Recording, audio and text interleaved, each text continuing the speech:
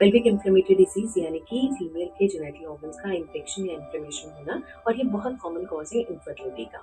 सो देखा गया है कि मोस्ट कॉमनली जो पेल्विक इन्फ्लेमेटरी डिजीज करते हैं वो है ट्यूबरक्लोसिस या फिर सेक्सुअली ट्रांसमिटेड डिजीजेस। और सेक्सुअली ट्रांसमिटेड डिजीजेस में भी सबसे ज़्यादा कॉमनली है क्लमाइडिया। क्लमाइडिया जो है ये ऑर्गेनिज्म बहुत ज़्यादा सिम्टम्स करता नहीं है, तो यूजली पेशेंट्स जो है वो क्लमाइडिया इन्फेक्शन के एसिम्प्टोमेटिक रहते हैं। उसके अलावा देखा गया है कि गोनोरिया हो गया या फिर और भी बैक्टीरियल इन्फेक्शन या फंगल इन्फेक्शन है जिसके कारण से पेल्विक इन्फ्लेमेटरी डिजीज होती है। सो इसके क्या सिम्टम्स है? यदि कोई पेशेंट कहता है कि मुझे महीना समय पे नहीं आता है या इरेगुलर है या बहुत ज़्यादा आता है या महीने के समय बहुत दर्द होता है या इंटरकोर्स के समय बहुत दर्द होता है, वजन कम हो रहा है या एपेटाइट कम हो रही है और बहुत फाउल स्मेलिंग या एबनॉर्मल डिस्चार्ज आ रहा है, तो ये पीआईडी के लक्षण है। पीआईडी ना केवल इनफर्टिलिटी करता है, इसके अलावा देखा गया एक्टोपिक प्रेगनेंसी या फिर मल्टीपल अबॉर्शंस।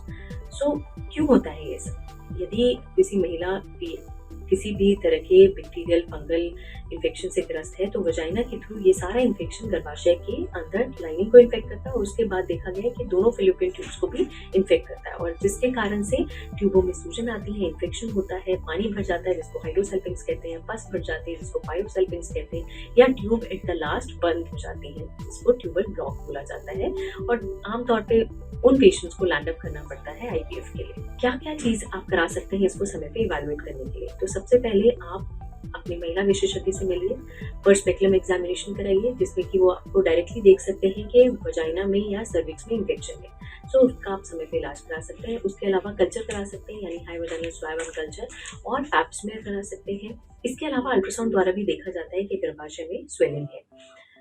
और लास्टली डायग्नोस्टिक हिस्टोलैप्रोस्कोपी, दूरबीन डाल के हम गर्भाशय के अंदर की लाइनिंग और गर्भाशय को ऊपर से देख सकते हैं, ट्यूबों को चेक कर सकते हैं, ट्यूबें खुली हैं तो लैप्रोस्कोपी द्वारा उसको खोल भी सकते हैं। इसके अलावा हम टीबी का टेस्ट भी कर सकते हैं, बायोप्सी ले सकते हैं। अब क्या क्या चीजें आप करनी चाहिए आपको इसको प्रिवेंट करने के लिए, क्योंकि पीआईडी आपको एक तरह से आपके गर्भाशय को खराब कर रहा है, और इसको प्रिवेंट करने के लिए सबसे पहले आप कोई भी एक्सेसिव कॉस्मेटिक आपके जेनिटल एरिया पे यूज करना बंद करिए।